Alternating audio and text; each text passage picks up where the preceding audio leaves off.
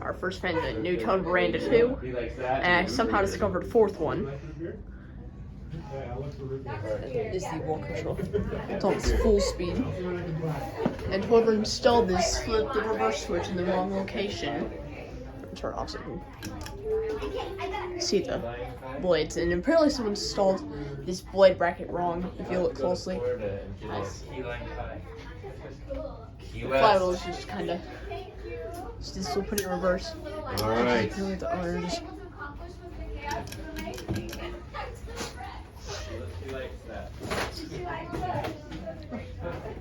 Okay, Porter, we're gonna do our tithing. Do you have anything else you want to do with that? I'm just like showing it on all speeds. Oh, you got all the speeds going? Yeah. Are there ceiling fans at Desert Ridge? No. They're not? I wish there were. Man. Should we get more? Oh, we got one in here. We have one in there, and then we got all the Figured it out, huh? Yeah. Email a certain church unit, I guess. I haven't done typing for a computer. Troy have done it lately. For support, user. Alright.